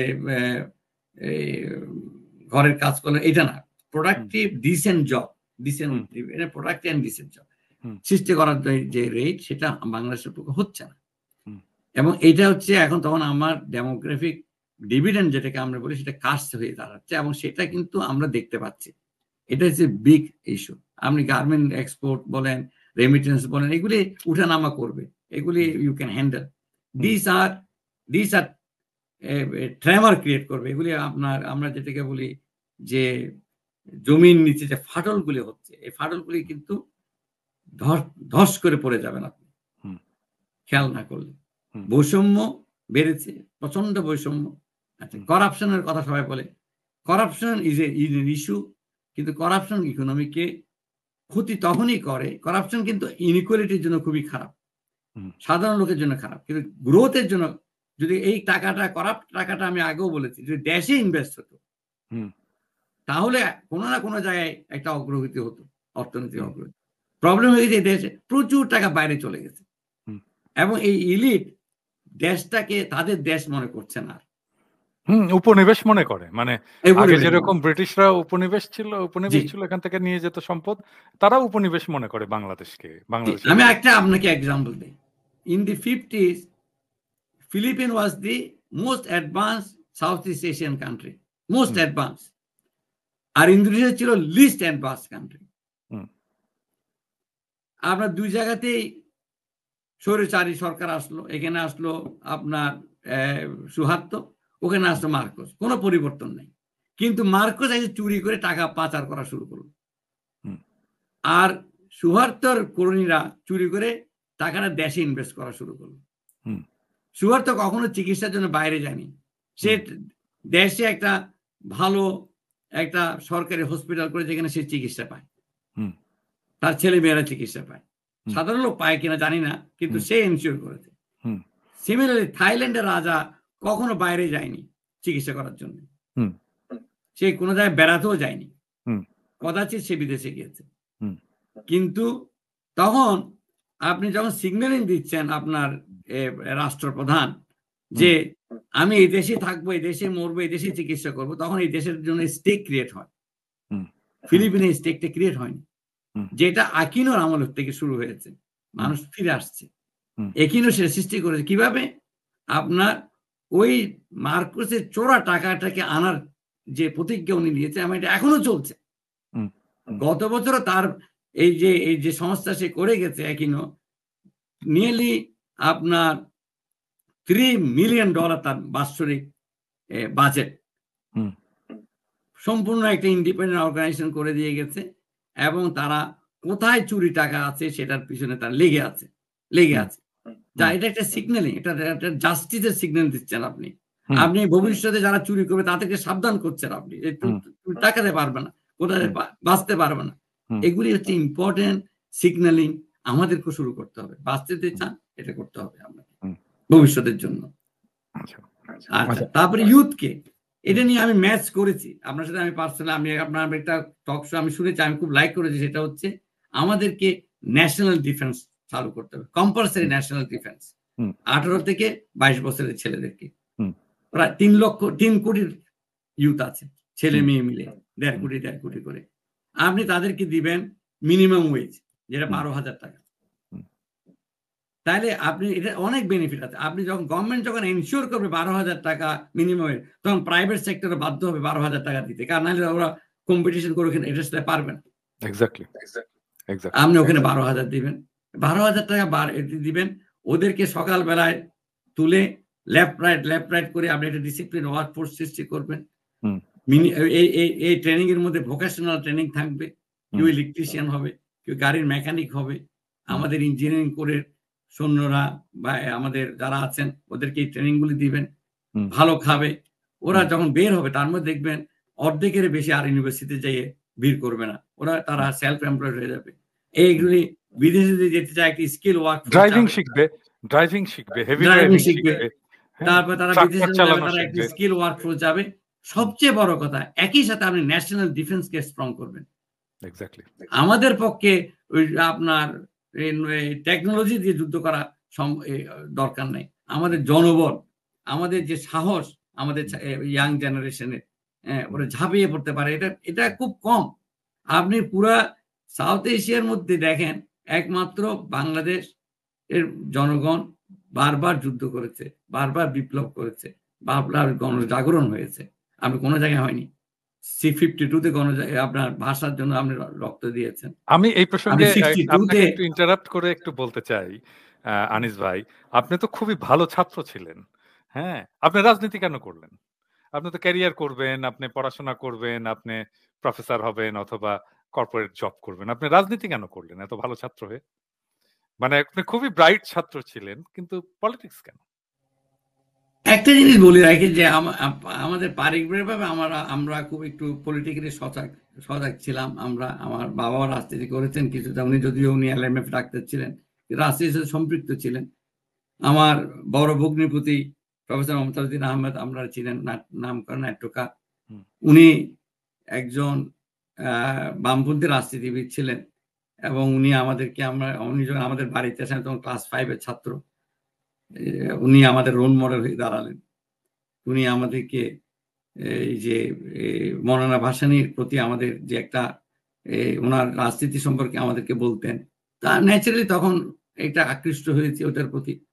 এবং তখন দেখলাম আমরা যখন রাজনীতিতে আসি, আসলে ভালো ভালো ছাত্ররাই তখন রাজনীতিতে যেত। হ্যাঁ, আপনি যদি দেখেন এই যে আমাদের আজকে যে অর্থনৈতিক অ্যাডভাইজার আমাদের সালাউদ্দিন ভাই, উনিও আমাদের বামপন্থী রাজনীতি এই ছাত্র ইউনিয়ন করেছেন। ছাত্র ইউনিয়ন মানে এখনো পর্যন্ত বাংলাদেশের ইন্টেলেকচুয়াল কি বলবো যে ল্যান্ডস্কেপ, এটা তো বামপন্থীরাই তৈরি করে রেখেছে। এখন আপনি খোঁজ নিয়ে দেখেন, এক করে দেখবেন, হয়তো তাদের নানা ধরনের ওরিয়েন্টেশন আছে এখন। আচ্ছা, এখন ধরেন আপনি রাজনীতি করলেন, তারপরে আপনি রাজনীতি কন্টিনিউ করলেন না কেন? শুনেন, আমি রাজনীতির আমি একটু ব্যাখ্যাপত্র দিই। আমরা যখন স্বাধীনতার পরপর যখন আমি ইউনিভার্সিটিতে আসলাম, আমরা তখন আমাদের একটা স্বাধীনতার স্বপ্নটা ভঙ্গ হয়েছিল। সেটাও একটা কারণ আমাকে রাজনীতিতে জড়িত রাখা। সেই স্বপ্নটা ভঙ্গ হয়েছে কিভাবে? প্রথম দিন থেকে আমরা দেখলাম একটা স্বৈরাচারী টেন্ডেন্সি। আমরা যেটার জন্য আমরা এদেরকে বলা হলো আমি সমাজতন্ত্র করব। আমার মনে আছে জাফর ভাই লালদিঘির মডার্নের বক্তৃতা করছেন যে আমাকে মেননকে বঙ্গবন্ধু এই শেখ মুজিব আমাদেরকে ডেকেছেন, বলে যে আয় আমার সাথে আমরা সমাজতন্ত্র করব। উনি জিজ্ঞেস করেছেন সমাজতন্ত্র আপনি কি ধরনের সমাজতন্ত্র? তো সোনার কোনো পাথর বাটি নয়, তার একটা ডেফিনিশন আছে। আপনি কি ধরনের সমাজতন্ত্র করবেন সেটা আগে বুঝান, তাইলে আমি আসতে পারি। তখন দেখলাম তারা সমাজতন্ত্র বলতে উনি বলেন একটা এক পার্টি একদলীয়, এটাকেই উনি সমাজতন্ত্র মনে করলেন, এবং সেখানেই উনি হবেন সবার প্রিয়। ওইটাকেই উনি সমাজতন্ত্র বলে চালিয়ে দিতে চাচ্ছেন। তারপর আমরা 73 ইলেকশন দেখলাম কিভাবে কারচুপি হয়েছে। আমি বিশ্বাস করেন কম রাতে আমি আমার হলে থাকতে পেরেছি। এই রক্ষী বাহিনী আর ছাত্রলীগের এই যে অত্যাচার, মানে আমি তখন ঢাকা মেডিকেল কলেজে হোস্টেলে থাকতাম কিছুদিন। আমার বন্ধু এখনো বেঁচে আছে, ডক্টর শফিক, নোয়াখালীতে প্র্যাকটিস করেছে। আর মাঝে মধ্যে ইঞ্জিনিয়ারিং ইউনিভার্সিটির হলে যে আপনার শেরে বাংলা হলে আশ্রয় নিতাম। প্রায় দিনই আমাকে পালাতে, মানে এখন যেমন এই যে ছাত্রলীগের যেমন গেস্ট রুম কালচার ইত্যাদি ইত্যাদি নির্যাতন, সেটা সেই সময় ছিল আরো, মানে আমার চোখের সামনে ঢাকা বিশ্ববিদ্যালয়ের ব্যালট বক্স যে হাইজ্যাক করলো শেখ কামালের নেতৃত্বে, আমার চোখের সামনে। আমি কি করে এটা বলবো না, আমার চোখের সামনে সে এটা হাইজ্যাক করলো। সূর্যসেন হলের থেকে গিয়ে ওখানে তারা প্রথমে নাচানাচি করছে সবাই মিলে, ভেঙেছে সূর্য সেনের দুর্গ। তারপরে যখন খবর আসলো যখন মারা যায়, তখন কি আপনি ছাত্র? জি, তখন আমি ছাত্র। আচ্ছা, মানে তাহলে ধরেন আমরা তো মোটামুটি এই সময়ে বিপ্লবের সময় আজকের ছাত্র সমাজ যেই ধরনের পরিস্থিতির মধ্যে দিয়ে গেছে, আপনারা ঠিক সিমিলার পরিস্থিতির মধ্যে দিয়ে গেছেন। সিমিলার পরিস্থিতি। তো আমি একটা জিনিস জানতে চাই, এখন হয়তো একটু ইন্টেন্সিটি বেড়েছে। এখনো আপনারা 1000 ছাত্র মেরেছেন, তখন হয়তো 100 মেরেছেন, জনসংখ্যাও কম ছিল। কিন্তু আমার একটা প্রশ্ন, যে তখন কি আপনারা স্বপ্ন দেখতেন এই শেখ মুজিব একদিন উৎখাত হবে, সেই শাসনটা একদিন অবসান? শুনেন, আমি এই যে কিছুক্ষণ আগে আপনাকে আমার স্কুলের বাল্যবন্ধুর কথা বললাম, মোর্শেদ শফিউল হাসান, সে ছিল মস্কোপন্থী ছাত্র ইউনিয়ন। ঢাকা বিশ্ববিদ্যালয়ের কলা ভবনের সামনে, সে বাংলার ছাত্র, আমি অর্থনীতির ছাত্র। তাকে সে তো শেখ মুজিব আওয়ামী লীগ তখন তো ওরা তো মিশে গেছে, আপনি জানেন, আওয়ামী লীগের বি টিম। সে বললো যে না, এটা, আমি বললাম যে সে বাঁচবে না, একে মেরে ফেলবে। আমি বললাম, বলছে না, পাকিস্তানের জিন্নাকে সরি লিয়াকত আলীকে মেরেছে, সেরকম অবস্থা পাকিস্তানে বাংলাদেশে হবে না। আমি এখনো তাকে দেখলে বলি যে তোকে আমি বলেছিলাম, তুই বলছো হবে না। সে অস্বীকার করে, বলছে না তুই এটা বলিসনি। তো যাই হোক, এটা আমি জানতাম এটা হবে না। আমি ইতিহাসের ছাত্র দিয়ে হন, আপনি দেখবেন এই যে তোষামত যারা করে, এরাও কিন্তু মনে প্রাণে বিশ্বাস করে এই সরকার টিকবে না।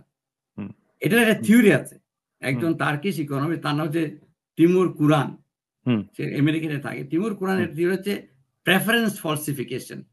হুম, আপনি ভয়ে প্রেফারেন্সটা ভুল, আপনার হুম, প্রেফারেন্স হচ্ছে এই সরকার না থাকা, কিন্তু আপনি মিথ্যা বললে যাবেন। না, হুম, খুবই আপনাকে ছাড়া চলবে না। ওই যে একজন হুম, বলল, হুম, হাসিনা আপা ছাড়া আপনি ছাড়া চলবে না। এটা হুম, এরকম হুম, অবস্থা হয়। হুম, কিন্তু একটা পর্যায়ে গিয়ে এটা কেন হয় সেটা কোন সামাজিক বিজ্ঞানীরা বলতে পারে না। কেন বিপ্লব হয়? হুম, বিপ্লব হবে এটা বলতে পারে। But what is the trigger point, এটা হুম, কেউ বলতে পারে না এই পর্যন্ত। কিন্তু ট্রিগার হবেই। যেকোনো হুম, একটা কারণে হবেই। তখন হুম, সাডেনলি সবাই মনে করে আমি এখন একা নই। হুম, হুম, এখন আমার উপর রিপ্রেসাল আসতে হুম, পারবে না, কিংবা আসলেও ওরকম হবে না। হুম, এটার একটা মিটিং পয়েন্ট এসে যায়। হুম, যখনই মিটিং পয়েন্ট হয়, ইউ ক্যানট স্টপ। হুম, হুম, সেটা ১৫ বছর লাগতে পারে, ১০ বছর লাগতে পারে। আমরা হুম, ইরানের শাহর ক্ষেত্রে দেখেছি। হুম, আমরা আমাদের চোখের সামনে যেগুলো হয়েছে বিপ্লব, হুম, আমরা সামোজার ইয়েতে দেখেছি, নিকারাগুয়াতে দেখেছি হুম, আমরা। হুম, আমরা পরবর্তীতে চেসিসকো ইয়েতে হুম, দেখেছি। হ্যাঁ? হুম, তো মানে সমাজতন্ত্রের কান্ট্রি, যদিও আমরা তখন সমাজতন্ত্রের জন্য পাগল ছিলাম, ওখানেও তো এগুলো হয়েছে। হুম, তাই না? হুম। এই চেসিসকোর তবে কথা তবে বললাম। বাংলাদেশের তরুণদের লড়াই, ছাত্র জনতার লড়াই অবশ্যই আমি বলব এইটা অবিশ্বাস্য। এটা যে ঘটবে, হ্যাঁ? এটা যারা করেছে তারাও এটা কল্পনা করেনি। যারা উৎখাত হয়েছে তারাও এটা কল্পনা করেনি। কিন্তু এটা ঘটেছে এবং এই মরণপণ লড়াই, এইটা এইটার legacy অনেক, অনেক দিন পৃথিবী এটা নিয়ে গর্ব করবে। আমার শেষ কারেক্ট। প্রশ্ন আমার শেষ প্রশ্ন, আপনি দেশ ছাড়লেন কেন? আমি দেশ ছাড়লাম কেন? তখন আমাদের মধ্যে 75 এর ঘটনার পর বামপন্থীদের মধ্যে একটা মারাত্মক একটা কনফিউশন সৃষ্টি হলো। জিয়াউর রহমান সাহেবকে সমর্থন করবে কি করবে না। আচ্ছা, আমি এর আগে একটা কথা বলে রাখি, একটা না বললে নয়। হুম, এই যে নকশাল দেখা মাত্রই গুলি করা হবে, হুম, এটাও শেখ মুজিবের মুখ থেকেই বের হয়েছিল। হুম, এবং মৌলানা ভাসানী বলেছিলেন, নকশাল কি কারো পিঠে লেখা থাকে? এই ধরনের একটা পরিস্থিতিতে আমরা রাজনীতি করেছি। তো বামপন্থীরা তখন মানে বুঝতে পারে এটা কি একটা প্রয়োজনের কারণে জিয়াউর রহমান সাহেব প্রেসিডেন্ট হলেন। কাজী জাফর সেটা সমর্থন দিলেন। হুম, টঙ্গীর শ্রমিকরা এসে সেই সোহরাওয়ার্দী উদ্যানে বিরাট সমাবেশ করলাম আমরা।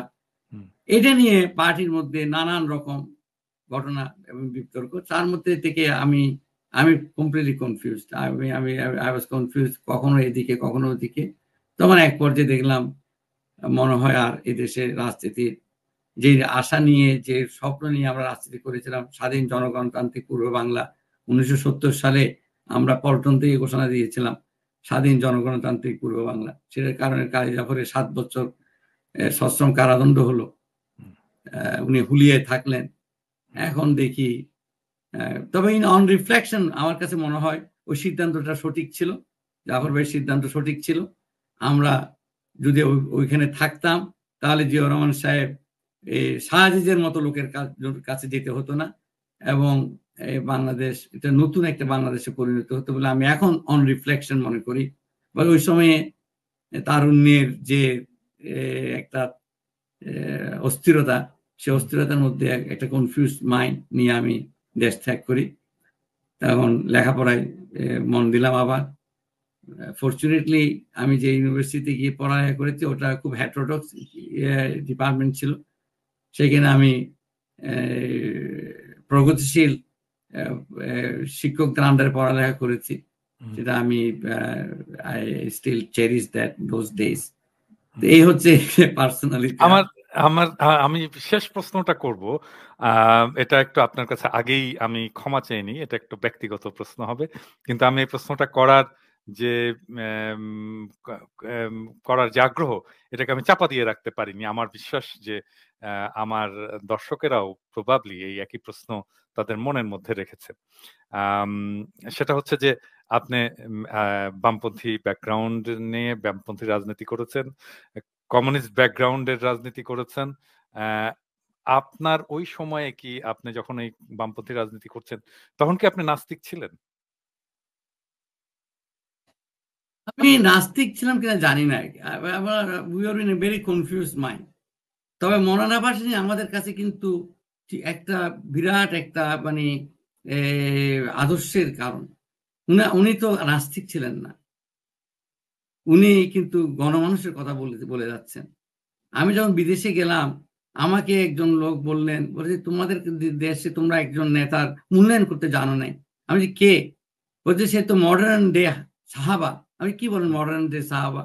তখন তিনি হুজুরের নাম বললেন, আমি অবাক হয়ে গেলাম। তখন থেকে আমি চিন্তা করলাম যে আমি ওনার উপর একটা ইংরেজিতে, কারণ ওনার তো এই যে আমরা বলি আফ্রো এশিয়ার নির্যাতিত মানুষের নেতা, ওদের কাছে তো পৌঁছাতে হবে পরবর্তী প্রজন্মের কাছে মৌলানা ভাসানীকে। তখন আমি উদ্যোগ নিলাম, বন্ধু বান্ধব যারা ওখানে নিউ ইয়র্কে ছিল তাদেরকে ডেকে এনে আমরা মৌলানা ভাসানী ফাউন্ডেশন করলাম। এই বইটা আমরা এডিট করলাম। এর পরবর্তীতে আমি আরেকটা বই এডিট করেছি মৌলানার উপর ইংরেজিতে। এইটাই ছিল। আমাকে অনেকে বলেছে তোমরা বাংলায় করো এটা। নুরুল কবির ভাই আমাকে বললেন এই যে নিউ এজে তোমরা বাংলায় করছেন, আপনারা বাংলায় করছেন না কেন? আমি দেখেন বাংলায় আপনি অনুবাদ করেন, অসুবিধা নেই। কিন্তু আমার মেইন হচ্ছে বিশ্ব জগতে ওনার যে পরিচিতি, ওনার যে সেটা তো হারিয়ে যাচ্ছে। আপনি অবাক হওয়ার মতো কথা। তখন একটা আন্তর্জাতিক যে সমাজতান্ত্রিক যে একটা অর্গানাইজেশন ছিল ইন্টারন্যাশনাল, এটার একটা পত্রিকায় বেরোতো, ওইটার এডিটোরিয়াল কমিটির উনি মেম্বার ছিলেন বাংলাদেশ থেকে। এগুলি কিন্তু চারটিখানা কথা না। এবং পাকিস্তানে এখনো মৌলানা ভাসানীর জন্য লোক কাঁদে, যেখানে উনি এই যে তবাতাক যে কৃষক সমাবেশ করেছিলেন, এই যে কিছুদিন আগে যে শিখরা যে দিল্লিতে যে অবস্থান ধর্মঘট করলো, যেটার কারণে মোদী বেকার, ওরা সেখানে মৌলানা ভাসানীর স্লোগান দিয়েছে। চিন্তা করে দেখেন। হ্যাঁ, ওই তোবাতক সম্মেলনের এফেক্ট, ওরা তোবাতক সম্মেলনকে কিন্তু ভুলতে পারেনি। হ্যাঁ, আমি অবাক হয়ে গেছি। এই যে এইটা আমরা তো, তুমি তো কখনো ইয়ে করেননি। উনি মনে করেছেন জনগণের অধিকার, মানুষের অধিকার হচ্ছে। কিন্তু ওই সময় বিপ্লবী ছাত্র ইউনিয়নে কি নাস্তিকতার চর্চা ছিল? কেউ ছিল নাস্তিক? না, আমাদের মধ্যে ওরকম প্রেসার ছিল না। এটা কি শুধু রুশপন্থীদের মধ্যেই একচেটিয়া ছিল? যে রুশপন্থীদের মধ্যে এটা ব্যাপক ছিল। আমাদের মধ্যে আমি যদি নাম ধরে বলতে চাই নেতাদের মধ্যে, আমরা রণভাই, জুনুভাইকে দেখেছি, ওনারা এই ব্যাপারে উদাসীন ছিল এবং ডিসকারেজ করতেন আমাদেরকে মিলাদ টিলাতে যাওয়াটা এইসব। মেনন ভাইও অনেকটা তাই ছিলেন, কিন্তু জাফর ভাই কোনোদিন আমাদেরকে না করে নাই। এবং উনি তারপরে আমাদের যে মান্নান ভুঁইয়া বলেন, মোস্তফা জামান হায়দার ভাই বলেন, ওনারা আমাদের, সালু ভাই আমাদের, শ্রদ্ধে সালু ভাই বছরখানেক আগে মারা গেলেন। উনি কখনো আমাদেরকে ঠিক, ওনার নিউট্রাল ভাব। আপনি বললেন মিটিং এর মাঝখানে আমি উঠে গেলাম, কোথায় যাচ্ছ তুমি? আমি নামাজটা পড়ে আসি। একটু হাসাহাসি করলো আমাকে নিয়ে, যে তুমি মানে প্রতিক্রিয়াশীল, হ্যাঁ, প্রগতিশীল না, এইরকম আর কি, এই জন্য হাসাহাসি না। আপনি বললেন যে একটা প্রতিক্রিয়াশীল বলে নাই আমাকে ভাই, মানে জিনিসটা কন্ট্রাডিকশনের জন্য ওরা হাসতো, যেহেতু এটা তাই এই কন্ট্রাডিকশন এখনো আছে। না, ওই যে আপনি বললেন যে একটা কনফিউজ স্টেটে ছিলেন, তো সেইখান থেকে আপনি একজন বিশ্বাসী হয়ে ওঠার যে জার্নিটা, এটা কি খুব লেংদি জার্নি ছিল নাকি? এই জার্নিটা কেমন ছিল? এই জার্নিটা টু সাম এক্সটেন্ট লেংদি, আমি বলবো লেংদি ছিল, আমি অস্বীকার করবো না। প্র্যাকটিস গুলি করছিলাম জাস্ট মেকানিক্যাল, ফ্যামিলিতে সবাই করছে, আপনিও করছেন ওইটা। কিন্তু জিনিসটা যতই মৌলানা ভাসানীর উপর আমি গবেষণা করতে লাগলাম, ততই আমি বুঝতে পারলাম যে জিনিসটা কোথায়, আসলে ব্যাপারটা কি। তো এইটাই আমাকে ইয়ে করেছে। আমি মৌলানা ভাসানীর সান্নিধ্যে আসতে পারাটা, যদিও বেশি দিন সান্নিধ্যে পাইনি ওনার, এটা আমার জন্য, জীবনের জন্য এটা বিরাট একটা প্রাপ্য আমি মনে করি, বিরাট প্রাপ্য। মানে আমার বড় ভগ্নিপতি মমতাজউদ্দিন সাহেব আমাকে ওনার আদর্শের প্রতি আকৃষ্ট করেছে, কিন্তু সান্নিধ্যে আসা, ওনাকে দেখা, ওনার পাশে বসা, এই সুযোগ তো ঢাকায় আসার পর হইলো। ঢাকা আসার পর হলো, উনি অনশন করলেন আমাদের পার্টি অফিসে, ওনার সেবা শুশ্রূষা করা, এই যে সুযোগটা পাওয়া, এটা একটা বিরাট সুযোগ। আমার শেষ প্রশ্ন, মানে আমরা শেষ দিকে চলে এসেছি, আমাদের দীর্ঘ সময় আলাপ হলো, আরো বেশিক্ষণ আলাপ করতে পারলে ভালো হতো, অনেক কিছু আলাপের আছে। শেষ প্রশ্ন হচ্ছে যে বর্তমান সরকারকে যদি আপনি একটা জিনিসের প্রতি নজর দিতে বলেন, অর্থনীতির পুনর্গঠন এবং অর্থনীতিকে রক্ষা করার জন্য, সেটা কোন জিনিসটা তার প্রায়োরিটি হওয়া, সবচেয়ে বড় প্রায়োরিটি হওয়া উচিত? এখন এই মুহূর্তে ইমিডিয়েট নিড হচ্ছে ফাইন্যান্সিয়াল সেক্টরের যে ইনস্টেবিলিটিটা আছে, এই যে এত টাকার লোন নিয়ে ব্যাংকগুলিকে ধ্বংস করে দিয়েছে। অর্থনীতিতে আপনি, অর্থনীতি মানে হচ্ছে অর্থ, তাই না? এই ইকোনমিক আমরা দেশকে সচল রাখার জন্য এটা খুবই প্রয়োজন, এবং সেটা ব্যাংকিং সেক্টর হিউজ একটা ভূমিকা পালন করে। আপনি যেটা কিছুক্ষণ আগে বললেন, উদ্যোক্তারা লোন নেবে, লোন নিয়ে তারা কাজে লাগাবে। এই যে কাজে না লাগানোর যে কালচারটা হয়ে গেছে, টাকা নিয়ে আপনি উধাও হয়ে যাবেন, এটাকে ঠিক করে আনতে পারা খুব একটা সহজ কাজ নয়। এবং এর মধ্যে আরেকটা কিছু কমপ্লিকেশন হবে, সেটা হচ্ছে এই যে মুদ্রাস্ফীতির যে ইস্যুটা আসছে, মানুষের সাধারণ মানুষকে জীবনকে দুর্বিষহ করা, এটার পেছনে হয়তো অনেক ষড়যন্ত্র থাকতে পারে, সেটা অন্য কথা, কিন্তু এটাকে সহনীয় কি করে করা যায়, এটার এই মেডিসিন কি হতে পারে। এখন আপনি ডাক্তার, আপনি জানেন, আপনি সব মেডিসিনে কিন্তু সব একই মেডিসিনের সব রোগ আপনি সারাতে পারবেন না। আপনার যে ম্যাক্সিমাম রোগের একটা উপসর্গ হচ্ছে জ্বর আসা। আপনার পেটের অসুখ হলে অনেক সময় জ্বর আসে, ফুড পয়জন হলেও জ্বর আসে, আপনার অন্যান্য রোগেও জ্বর আসে। আপনি সব রোগে যদি আপনি প্যানাডল দিতে থাকেন, কাজ হবে না। আমাদের প্রবলেম হয়ে গেছে কি, আইডিওলজিক্যালি আমরা এই যে মুদ্রাস্ফীতিকে আমরা অনেক সময় বলি যে heating up of the economy, জ্বরের মতোই।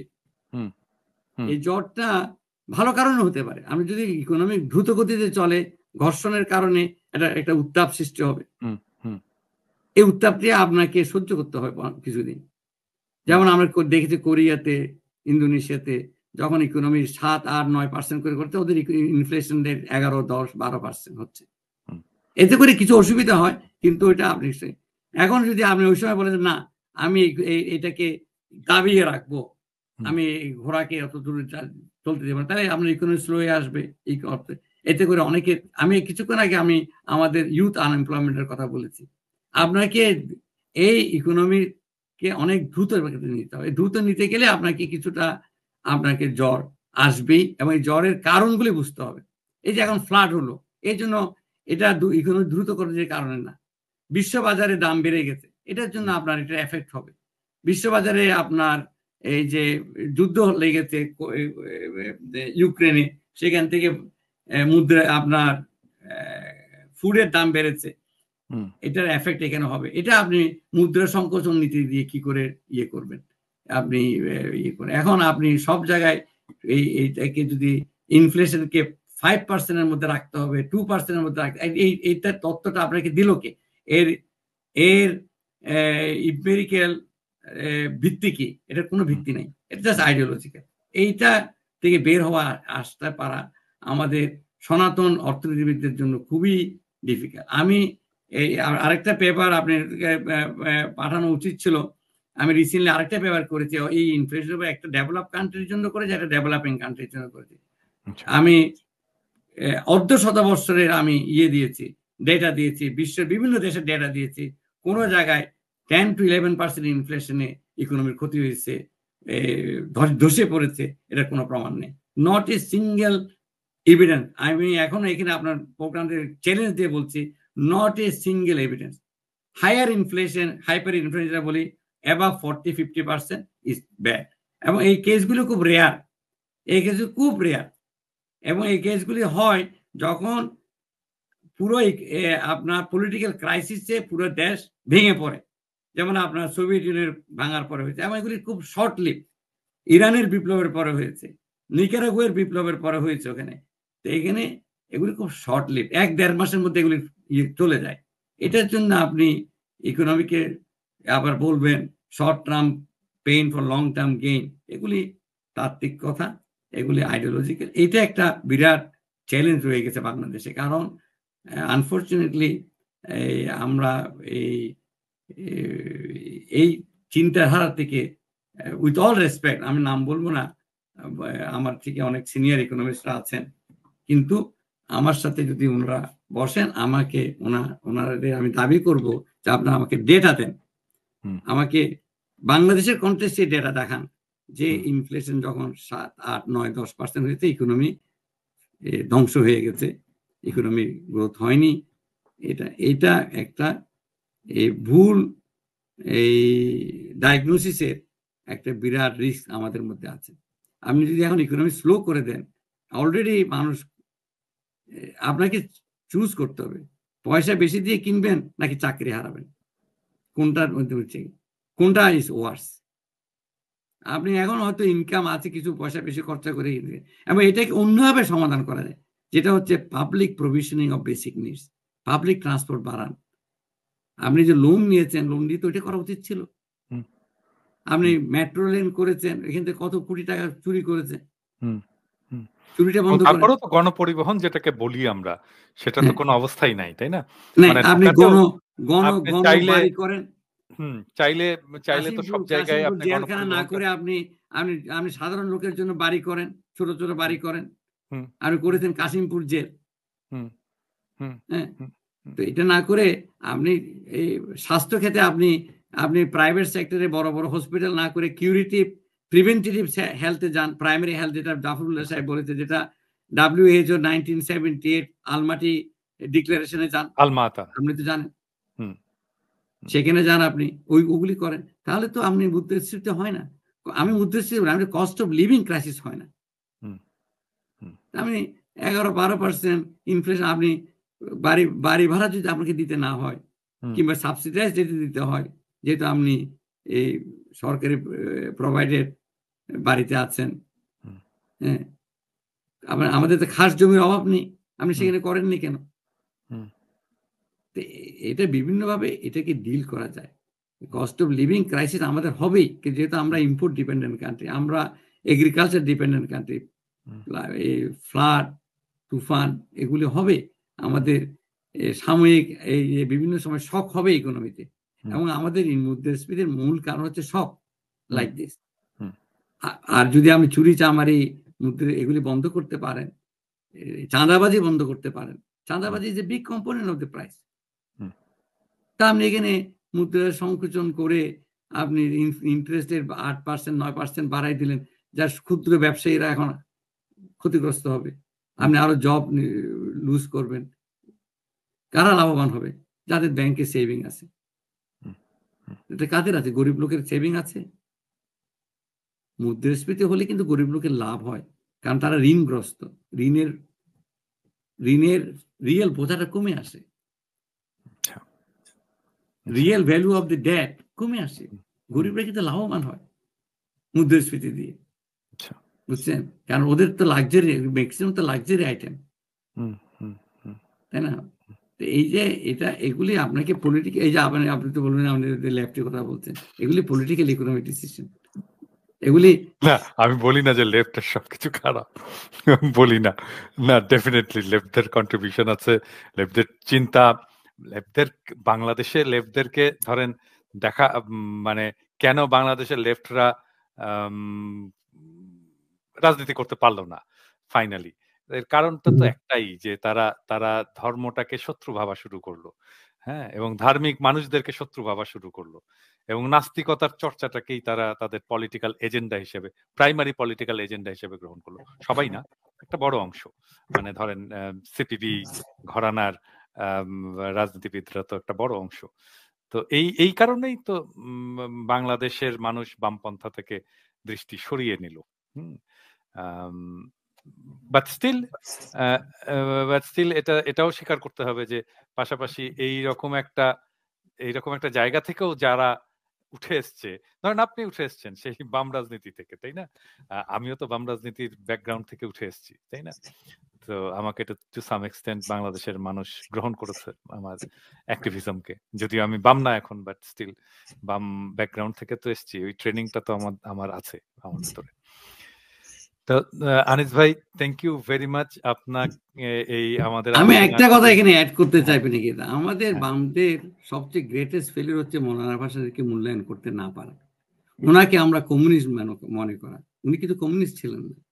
উনি 1970-তে যে ক্ষেত্রটার উপর ইয়ে করেছিলেন, লাল টুপি সম্মেলন, ওই ক্ষেত্রটা আমরা একটা ফার্টাইল বিপ্লবের জন্য, জনগণতান্ত্রিক পূর্ব বাংলা গঠনের জন্য একটা ফার্টাইল ল্যান্ড উনি আমাদেরকে দিয়েছিলেন। সেটা আমরা ওয়েস্ট করেছি, এই ফাঁকে সেটা শেখ মুজিব নিয়ে নিলেন। বেগম তো থাকবে না রাজনীতিতে। আমাদের গ্রেটেস্ট ফেলিয়ার হচ্ছে ওই দিন 1969 পরবর্তীতে যে টবাটক সম্মেলন করে উনি এসে পাকিস্তান, পুরো পাকিস্তানের জন্য এটা ছিল বিরাট, পূর্ব বাংলার জন্য না, পাকিস্তানের জন্য উনি কিন্তু একটা ক্ষেত্র তৈরি করে দিয়ে এসেছিলেন। ওই ক্ষেত্রটা এখনো আছে, বুঝতে পেরেছেন? এটাই হচ্ছে আমাদের greatest failure. Thank you Anis ভাই, ভালো থাকবেন। আমরা আরো অন্য বিষয় নিয়ে আপনার সাথে আলাপ করব, যদি ক্রুশিয়াল অর্থনীতির বিষয় আসে আমাদের সামনে আমরা আলাপ করব। আশা করি আমাদেরকে সময় দেবেন। আজকের সময়ের জন্য ধন্যবাদ। ভালো থাকবেন। শুভরাত্রি। থ্যাংক ইউ আমাকে নিমন্ত্রণ জানানোর অনেক ধন্যবাদ। আমরা দর্শকদের অনেক ধন্যবাদ আমার সাথে থাকার জন্য, এবং ভবিষ্যতেও আপনাদের প্রোগ্রামে আশা রাখি। আমি শেষ করছি। সবাইকে ধন্যবাদ, সালাম, শুভেচ্ছা, ভালো থাকবেন।